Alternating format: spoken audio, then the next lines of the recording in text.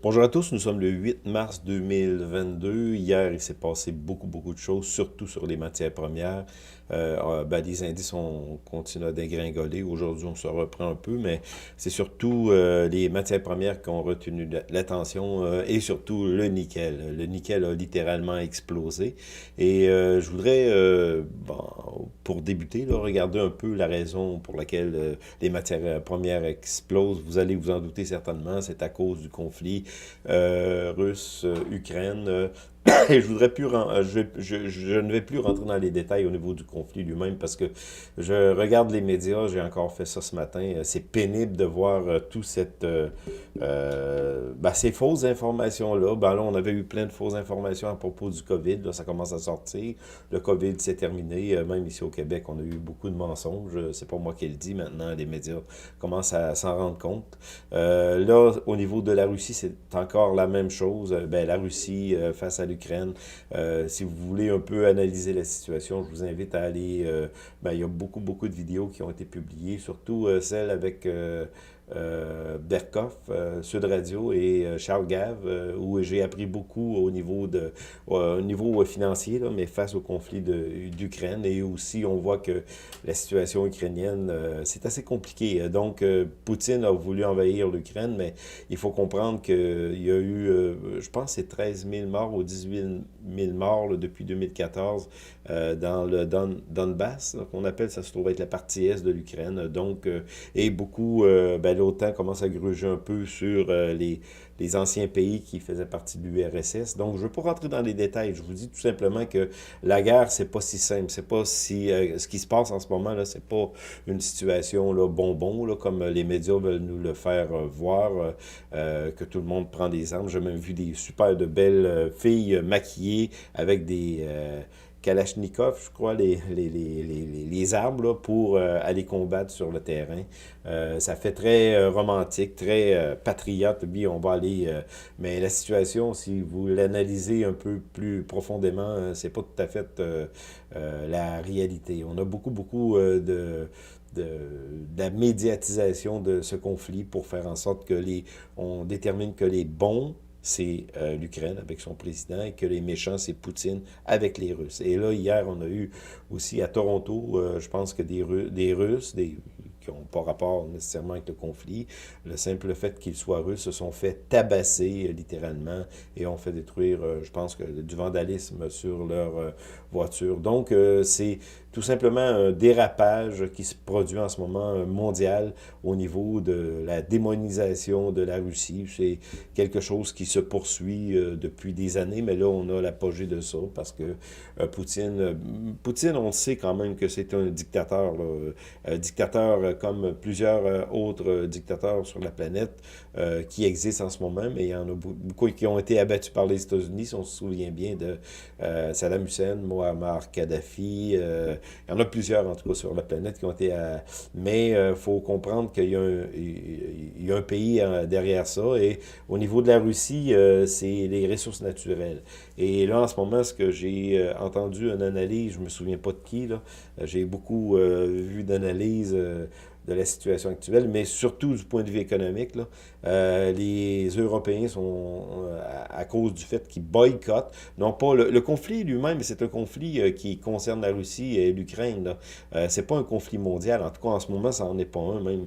J'ai entendu quelques-uns qui disaient qu'on était dans la troisième guerre mondiale. C'est vrai que ça peut dégénérer. La Chine pourrait s'emparer de Taïwan. En tout cas, peu importe là, ce qui va arriver. Là. Mais c'est un conflit qui, en ce moment, concerne pas... on va dire concerne pas...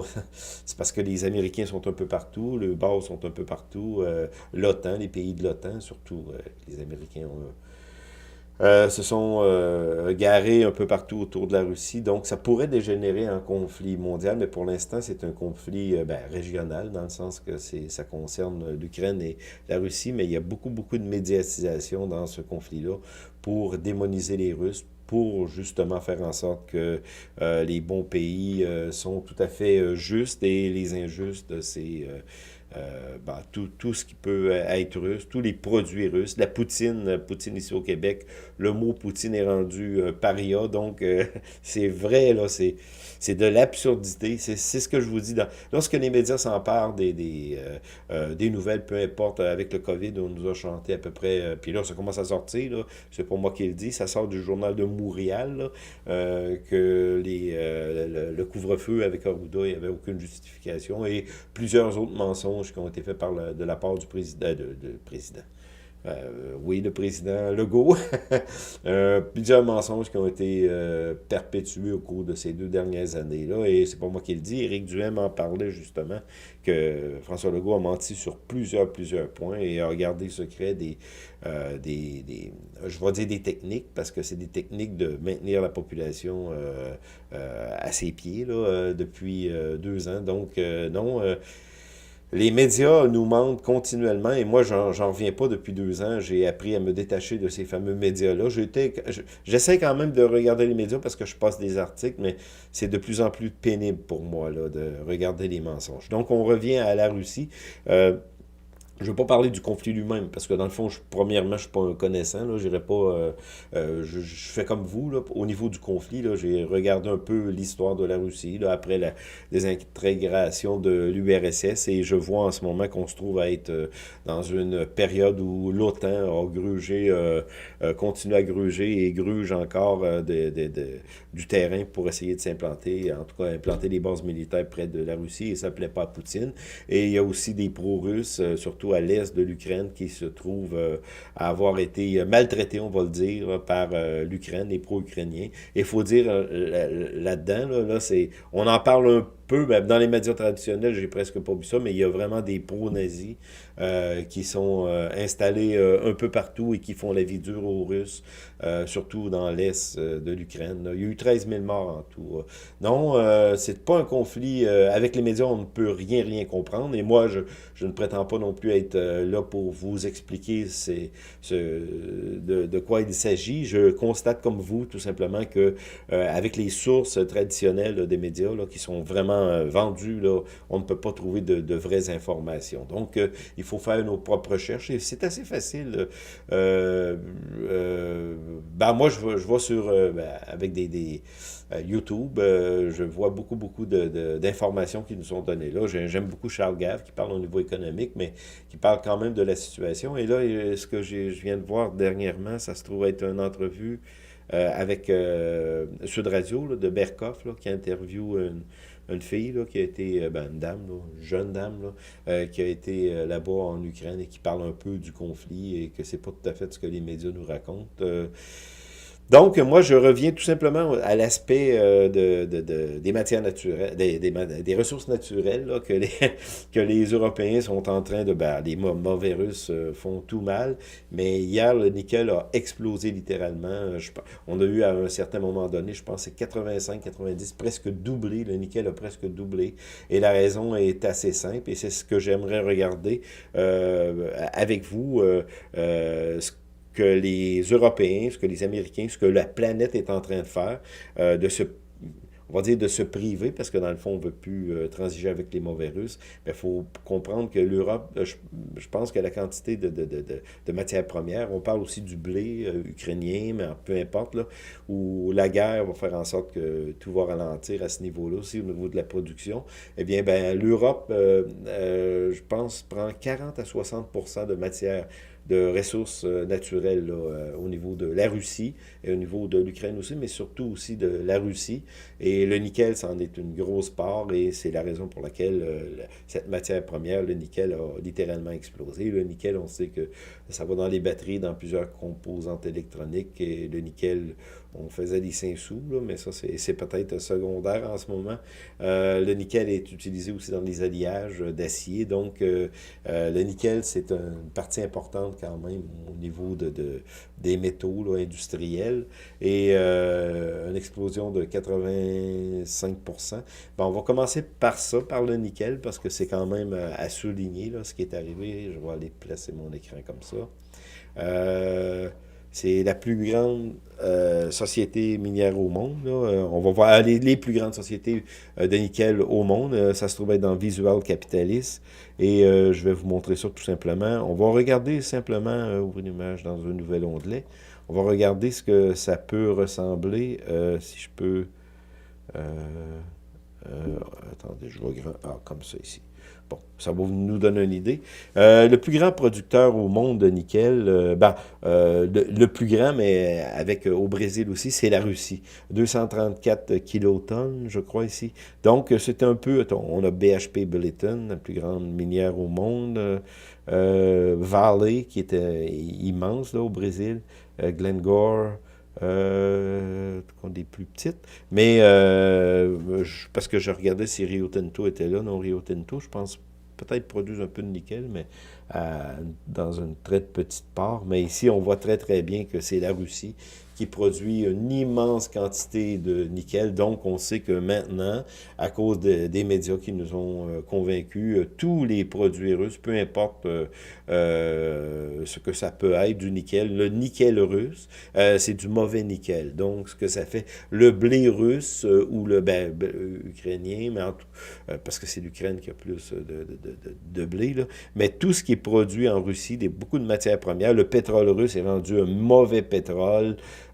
Pourtant, je pense, j'ai étudié en métallurgie, au niveau du nickel, je pense que le métal, c'est à peu près la même chose qu'il soit le métal lui-même, là, le nickel, l'or, l'argent, peu importe quoi, mais il paraît que lorsque c'est produit en Russie, c'est contaminé. Donc, c'est la raison pour laquelle hier, le nickel a littéralement explosé.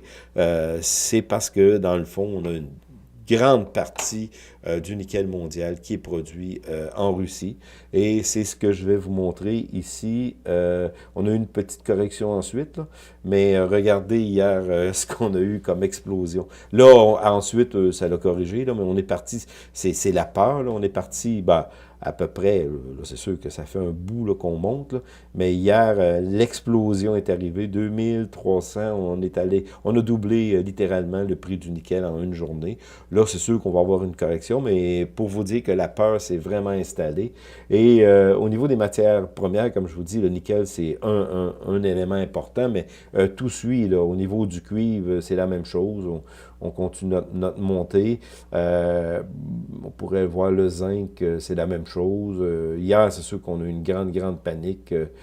Platine, les métaux précieux, mais là, les métaux précieux, comme vous le savez, on a cassé là, la fameuse... peut-être pas sur l'argent encore, mais ce n'est qu'un début. Là. Et là, il faut surveiller l'or, parce que l'or, on est à la veille de dépasser l'ancien sommet. Et comme on s'en va là, on voit très bien maintenant qu'on ne peut pas négocier ça, que on est retourné en tendance à la hausse. Tous mes indicateurs me le disent d'une manière franche. Là. Donc, l'or et l'argent va suivre un peu plus tard, là, mais on va revenir et on reviendra à la fin, là, au niveau de l'or et de l'argent, des métaux précieux, mais c'est un peu tout. Puis, il faut préciser aussi, excusez, que l'or et l'argent n'ont pas connu de grandes courses là, depuis un an et demi, 2 ans. Là. Oui, on a eu une course au début, là, au niveau de l'or et de l'argent aussi. On a connu une course, mais on a été freiné presque un an et demi là, où l'or et l'argent ont connu de la consolidation, tandis que les autres métaux de base là, ont connu des hausses très fulgurantes dues au fait de l'inflation, dues au fait de l'injection monétaire absolument absurde de la Banque centrale.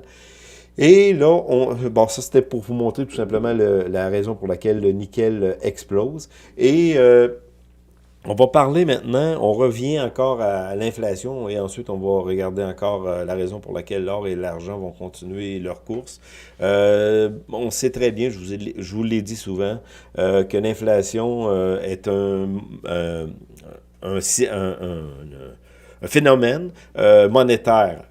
Tout simplement, c'est pas compliqué. Hier, j'ai lu ça, j'ai lu et relu pour comprendre l'inflation. L'inflation, ben, c'est la hausse des prix, là. C'est calculé avec le CPI aux États-Unis, mais de toute façon, l'inflation, on le constate lorsqu'on s'en va tout simplement dans un magasin. Là, le 2 par 4 était rendu, la dernière fois que j'ai vérifié, était rendu à 8 $. On sait très très bien que le bois d'œuvre va monter, donc en ce moment, je pourrais vous dire que le bois d'œuvre, là, regardez, on avait comme eu une correction si on continue notre course. Je n'ai pas été voir comment à quel prix est le 2 par 4 par 8 ici au Québec là, en ce moment. Là. Mais la dernière fois que j'ai vu, il était à 8 $, donc 2 $, ça se pourrait très bien. Donc, c'est l'inflation. L'inflation, c'est lorsqu'on s'en va tout simplement acheter quelque chose à l'épicerie, on voit que le prix de la denrée a doublé. Comme le blé a vraiment, vraiment explosé à cause de l'Ukraine, parce qu'il y a beaucoup de production de blé en Ukraine et à cause du conflit, bon, le prix a explosé. Et la premier prix qu'on doit vérifier pour constater la hausse de l'inflation, ben, c'est le baril de pétrole.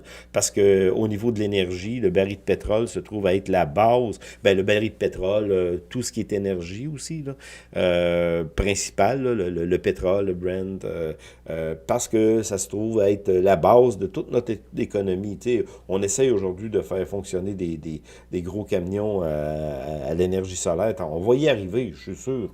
Mais pour l'instant, faire la grande transition serait trop long et on utilise abondamment le pétrole pour l'extraction des mines, peu importe la fabrication, ben, ça peut être d'autres sources, ça peut être l'électricité, tout ça, mais on a quand même le pétrole qui est utilisé en grande partie dans notre économie et le pétrole est toujours un présage de cette inflation-là.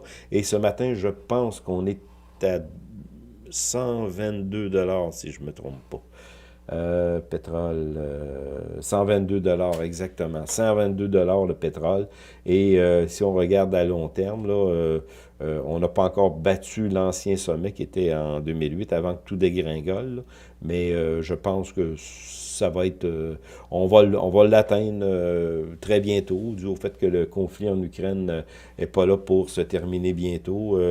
Les Russes pourraient facilement tenir 2 ans.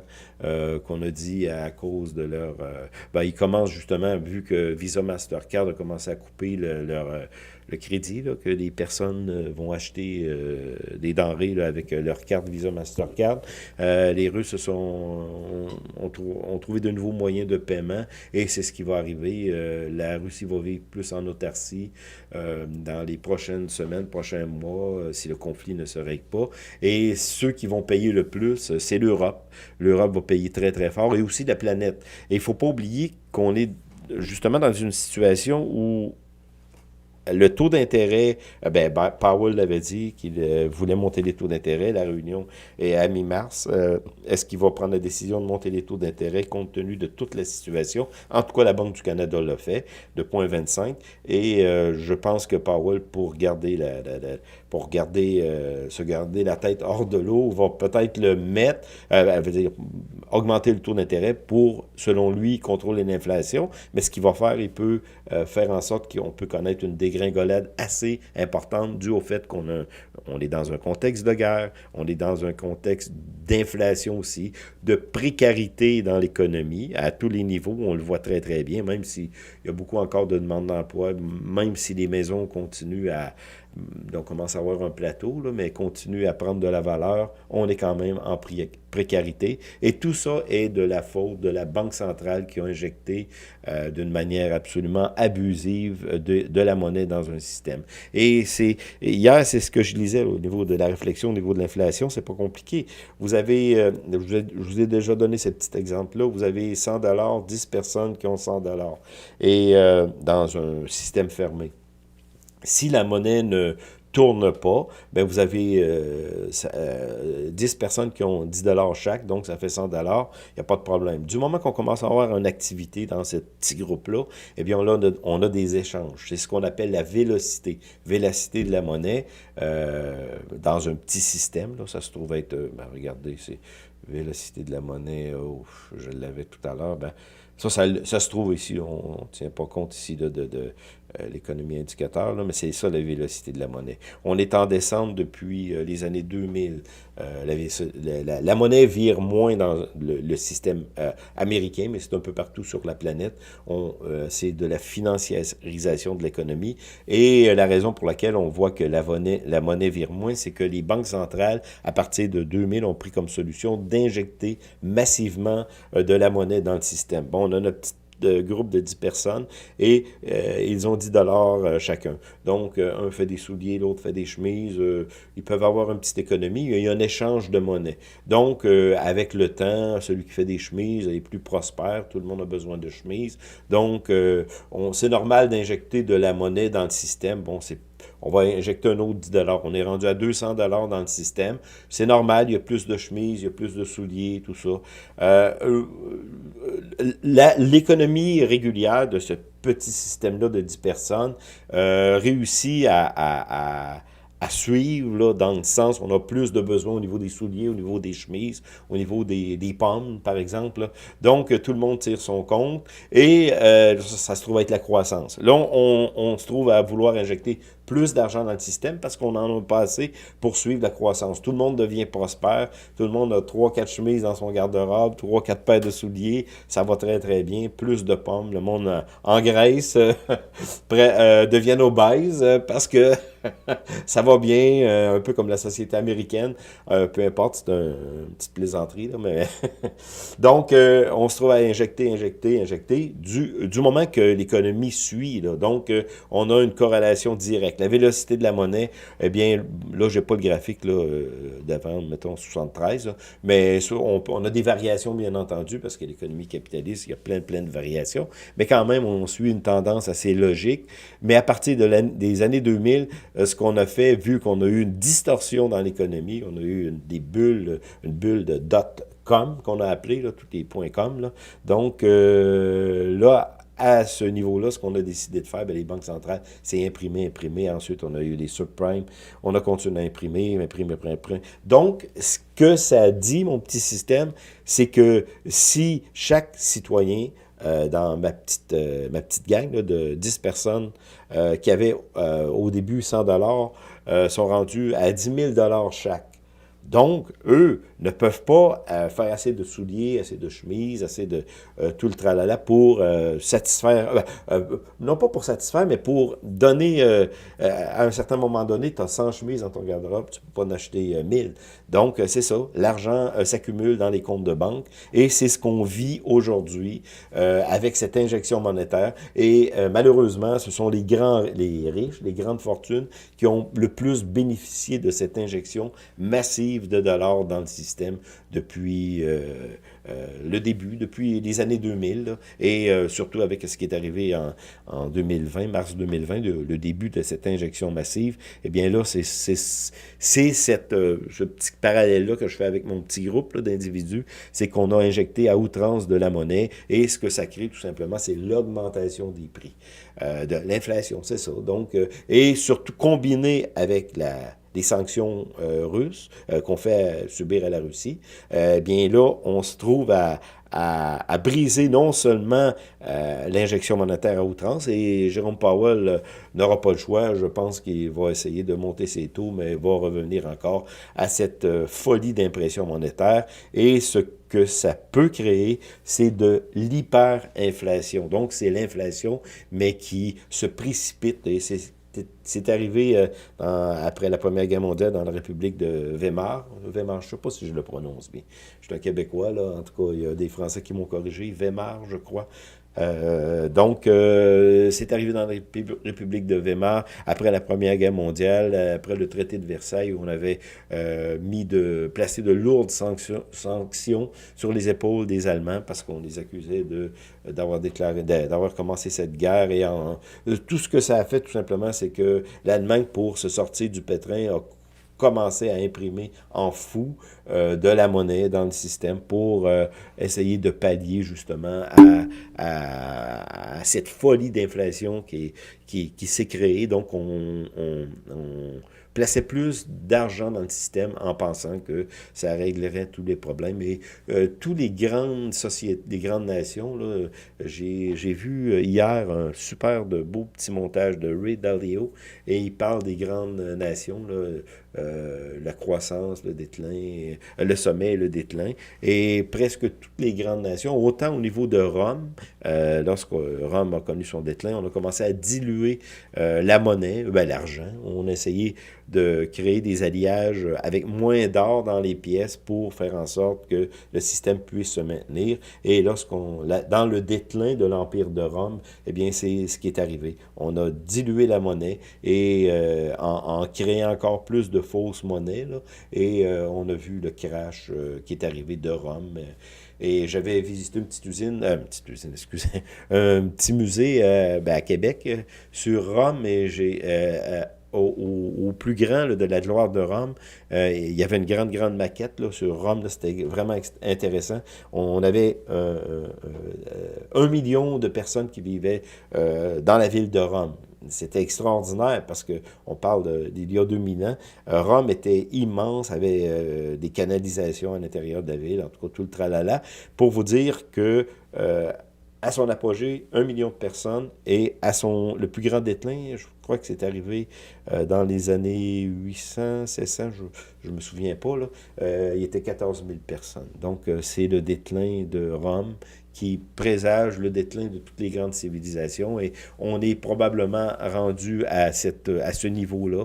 Un système qui a été basé sur le dollar américain à partir de 1944, après la Deuxième Guerre mondiale, et c'est là que le Fonds monétaire international, le 25 décembre 1945, Fonds monétaire international et la Banque mondiale ont été créés pour justement réparation de guerre et tout le tralala pour essayer de rebâtir un monde nouveau. Les Américains qui n'avaient pas souffert beaucoup ont pu imposer le dollar américain aux autres nations et avec le plan Marshall, on a prêté vraiment beaucoup d'argent à l'Europe qui était détruite pour rebâtir et les Américains s'en sont mis plein les poches.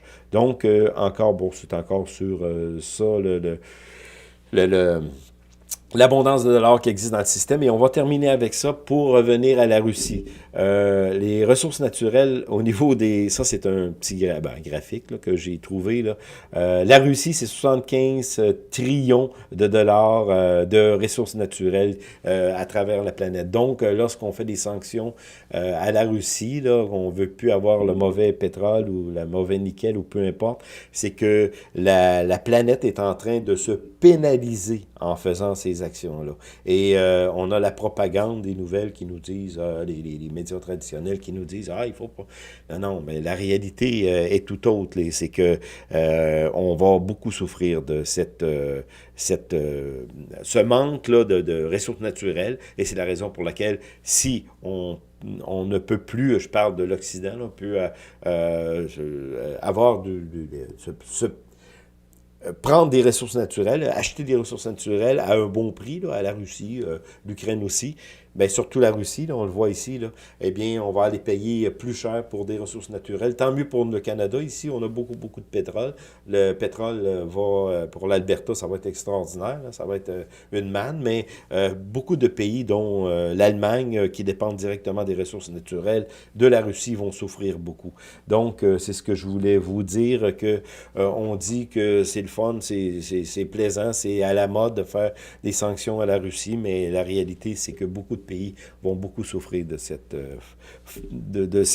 nouvelle, ces nouveaux paradigmes là, des médias qui nous imposent ça un peu partout. Et ça, c'est l'Europe ne peut pas survivre sans le gaz russe. Et au niveau du gaz russe, on regarde tous les pays ici, Moldavie, la République tchèque, l'Hongrie, Slovaquie, Bulgarie, Serbie, l'Allemagne, 65%, c'est tous les pays qui dépendent directement du gaz russe. Donc, si on a des sanctions et on ne peut plus se servir, utiliser le gaz, le méchant gaz russe, eh bien, beaucoup de pays européens vont souffrir de cette réalité-là. Et ça se trouve être encore notre fameux, c'est c'est pas encore notre fameux, excusez, c'est les commodités, c'est pas simplement le pétrole, c'est de tout, là. Commodité, c'est le pétrole, ça peut être, je pense que le blé est là-dedans, ça se trouve être l'indice CR.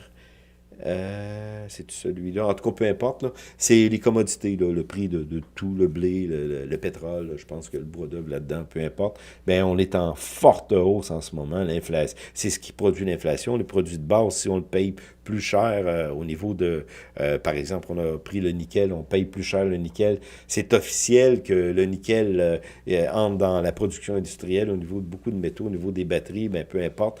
Tout va monter et c'est loin d'être terminé. Et ça se trouve être l'or, que les réserves d'or de la Russie et de la Chine, qui, eux, depuis des années, accumulent de l'or. Donc, la devise, le rouble, est en train de s'écraser littéralement, mais on est en train, la Russie, la Chine, qui sont quand même un peu alliés, là, mais je ne veux pas aller plus loin parce que, dans le fond, chacun cherche quand même ses propres intérêts, mais on pourrait recréer de nouvelles bases, comme le yuan chinois, adossé à l'or. C'est déjà commencé, mais ça pourrait encore plus accélérer la démarche. Et la Russie, c'est la même chose. Si personne ne veut transiger avec des dollars américains, parce que c'est ça qu'on veut, dans le fond, privé. Et il faut dire que la Chine a beaucoup de dollars américains en réserve via les bons du Trésor. Elle a acheté beaucoup de dettes américaines. Donc, tout ça pour vous dire que l'or elle-même, on va terminer avec ça pour vous montrer les graphiques de l'or et de l'argent. L'or, bon, on va regarder ça rapidement. Futur, gold, silver. Ben, ça se trouve être l'argent, là. Comme je vous avais dit, on a changé de direction. Il n'y a pas encore de mouvement très précipité, mais du moment qu'on va avoir cassé ces sommets-là ici, bien, on pourra avoir un mouvement très étendu du silver. Et l'or, en ce moment, ce matin, on continue la course.